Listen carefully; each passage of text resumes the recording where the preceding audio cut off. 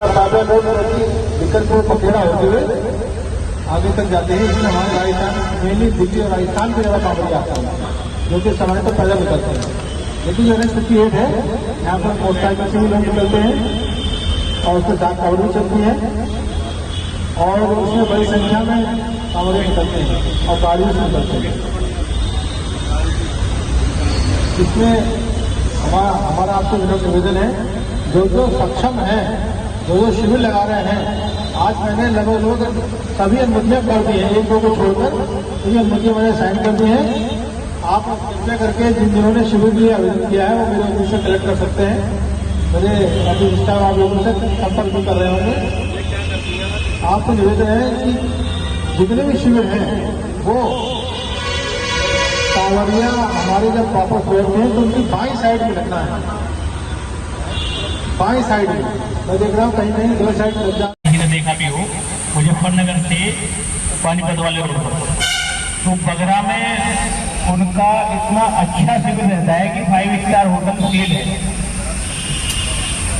मेनू जो भी होता है वो 5 स्टार होटल वाला ही रहता है उनके। लेकिन उनके यहाँ एक व्यवस्था और रहती है, एक रजिस्टर रहता है उनके पास में।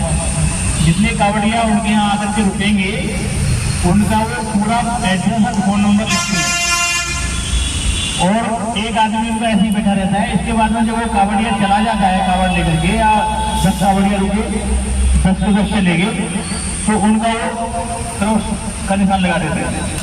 उससे फायदा क्या मिलता है कि आज तक उनके लगभग 50 सालों से उनके दादा और उनके फादर ये सब कैंप लगाए हुए थे, तो उन्होंने ये कहा कि हमारे कैंप से एक भी कांवड़ चोरी नहीं हुई है। सबसे बड़ा फायदा हिम्मत में होता है। यदि आपके शिविर में 10 या 20 कांवड़िया रुके हुए हैं तो उनका फुल एड्रेस आपके पास में होना चाहिए और गिनती आपके पास में होनी चाहिए। एक आदमी को चाहे संख्या दे देना अलग से ला करके, एक आदमी को इस तरीके से बैठा देंगे तो आपके शिविर में एक अलग नहीं लगेगा कि हमारे शिविर से कोई कांवड़ चोरी होगी या किसी का मोबाइल चोरी हो गया। यदि आप ऐसा कर सकते हैं तो अनुभव है आपसे ऐसा जरूर करें। दूसरा मेरा मानना यह है कि हम गाजियाबाद में या पूरे सबसे अच्छे कार्ड आज मैं नाम लगाऊंगा। इसको कितने काटनी है, फालतू भी लेने की जरूरत नहीं है, कम भी लेने की जरूरत नहीं है। आपके शिविर में या किसी ने शिविर भी नहीं लगाया है, उसने दूसरे को सहयोग किया है तो वो भी कार्ड ले सकते हैं उससे। इसको मुझे नोट करा देना, वो कल शाम तक हम आपको पहुँचा देंगे। जिस तरीके से बच्चे का बहुत अच्छा वो रहता है गले में टांगने वाला, उस तरीके का हम वो बनवाएंगे। और यदि आपके कॉन्टेक्ट में कोई अच्छा प्लेस वाला हो तो हमें बता देना, जहाँ से वो मिल सकते हैं हम कल मंगाएंगे वहाँ से। नहीं मेरे संपर्क में है। तीसरी बात यह है कि पिछली बार यहाँ गंगनहर पर जहाँ चढ़ाव है, गंगनहर से 100 मीटर पहले एक कांवड़िया जिसकी कांवड़ खंडित तो नहीं हुई थी, उसने जानबूझ करके हल्ला कर दिया कि खंडित हो गई। तो उस समय मैंने एक शिविर में फोन किया कि भाई अपने कम से कम 10-15 आदमी भिजवाओ हो जाए। तो वहाँ से 15 लोग पहुँचे और उन्होंने बहुत ज़्यादा व्यवस्था हमारे साथ में ठीक कराई। अच्छा उनका कारण क्या है, उन्होंने भांग पी रखी थी। मैंने देखा थोड़ी देर बाद करा, वो 3 ही लोग थे, तीनों ने भांग पी रखी थी। उसका जो जल था वो ऐसे लुढ़क गया। कोई बाइक वाला आया और बाइक वाला लुढ़का कर भी चला गया।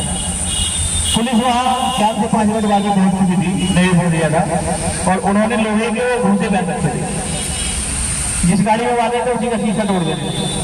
हमने वो बात हाईलाइट नहीं होनी थी, फिर मुझे मजबूरी में 4-5 चाटे लगाने पड़े। उठा करके तीनों को चौकी में ले आए और उनसे बताया भी गया कि तुम जितने बड़े भक्त हो तुमसे बड़े भक्त नहीं है, या तो सुधर जाओ नहीं हम सुधार देंगे।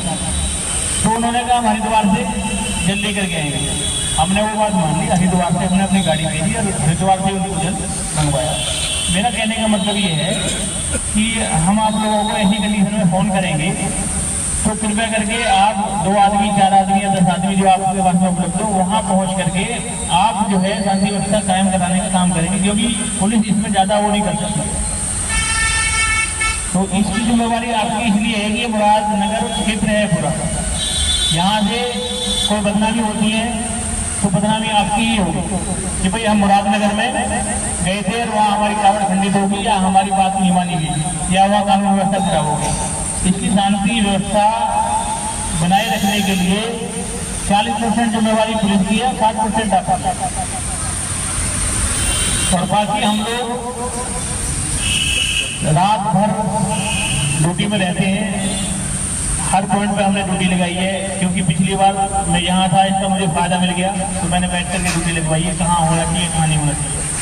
हमने कोशिश ये करी है कि आप लोगों से मोबाइल खरीदी कैमरे लगवा लें, जगह जगह व्यापारी बंदियों से खरीदी, लेकिन कुछ टिकट नहीं लगे तो हम किराए पर लगवा रहे हैं, उसका पेमेंट हम खुद ही करेंगे, हमारा प्रशासन करेगा।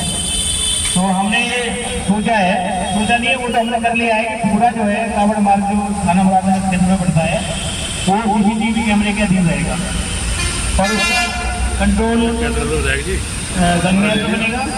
बाकी हम अपने मोबाइल में भी देख सकेंगे। अच्छा, आपके जो शिविर में जो कैमरे लगेंगे उसको देखने वाला भी होना चाहिए। शिविर संचालक या उनके साथ ही अपने मोबाइल पर देख सकते हैं। रात में 3 बजे 4 बजे या 2 बजे के करीब चोरी होती है, किसी की कावड़ चोरी होगी या किसी का मोबाइल चोरी होगा, यदि आप देखते रहेंगे तो उसमें स्पष्ट दिखाई देगा। वैसे उसमें यदि रजिस्टर की प्रथा हो जाए तो चोरी नहीं होगी।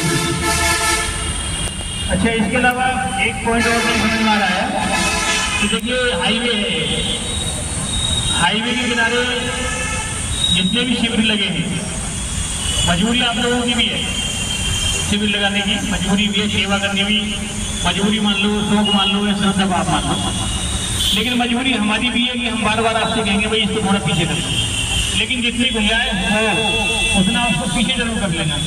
नियमानुसार तो 15 फीट भी आएगी, हाईवे से पीछे 15 फीट वो लगाएंगे, लेकिन मुझे भी मालूम है कि 15 फीट तो पूरी जगह नहीं है, लेकिन फिर भी क्योंकि शिविर आपने बिल्कुल सड़क से सटा करके लगा दिया है तो वहाँ जो बच्चे कोई चीज खाएंगे पिएंगे या रुकेंगे तो आधी सड़क को घेर लेंगे और फिर पीछे से जो कावड़ी आएंगे उनको परेशानी होगी। पिछली बार ऐसे कई बार देखा गया था, कई बार डाक कावड़ ऐसी आती है थोड़े रोड को घेर कर चलती है और आपका शिविर आ गया तो वहाँ बहुत ज्यादा परेशानी होगी।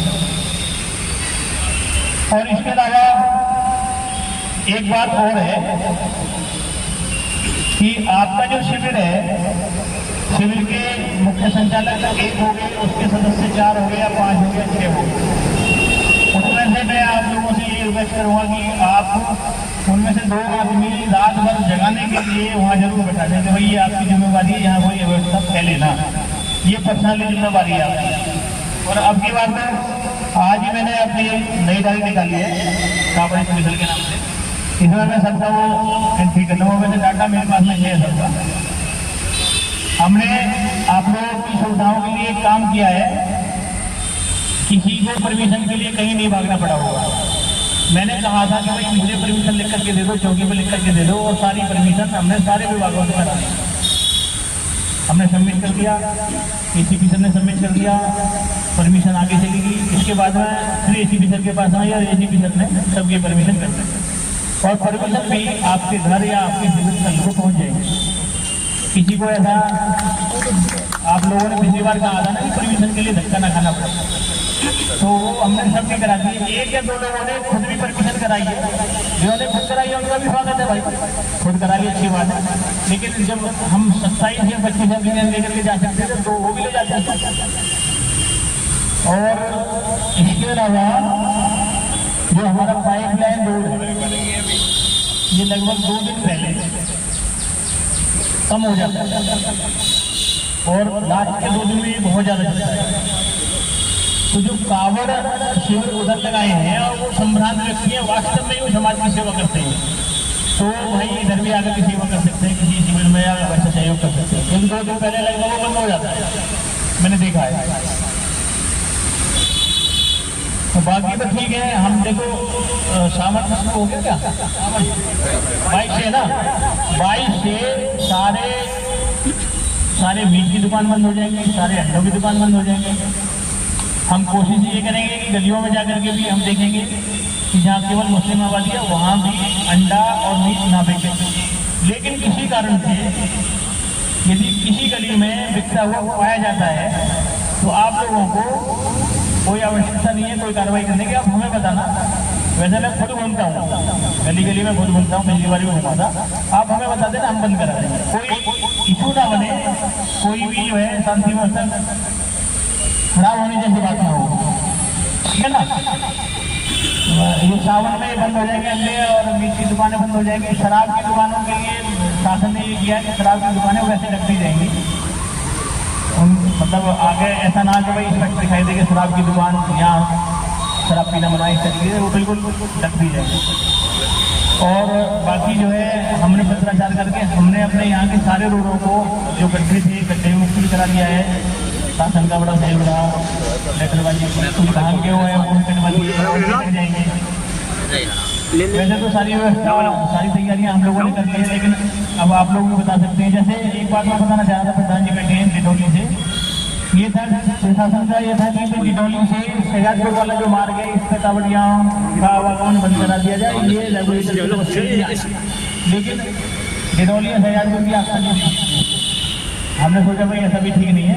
फिर हमने प्रधान जी से कहा कि प्रधान जी आप 6 कैमरा जो एक्स्ट्रा लगवा लो, प्रधान जी ने वो 6 कैमरा लगवा लिए हैं। और यदि हो जाए शहजादपुर और डिडौली के बीच में एक कैंप और लगवा दो, भले छोटा सा लगवा दो, भले उसमें 4 आदमी बैठा देना, लाइट का प्रबंध कर देना और टेंट वगैरह लगा देना। वहाँ ये रहेगा कि उधर से जो निकलते हैं ना, थोड़ा सा एरिया ऐसा है डिडौली से निकलने के बाद में वहाँ पे एक मदरसा पड़ता है, मदरसा के बाद में जब डिडौली को पार करते हैं तो एक कॉर्नर आता है, तो वहाँ एक जंगल टाइप का होता है। हालांकि हमने वहाँ 2 सिपाही दिन में 2 सिपाही रात को ड्यूटी में भी रखे हैं, वहाँ 2 कैमरे हम नहीं लगवाएंगे। लेकिन यदि एक कैंप की व्यवस्था हो जाए तो कैंप देख लेना, ठीक है ना। बाकी हमारी व्यवस्थाएं ठीक है, आप लोगों का सहयोग है। ये NH-58 बहुत सुरक्षित है हमारा, उधर बहुत सुरक्षित चल रही है मोटरसाइकिल को भी।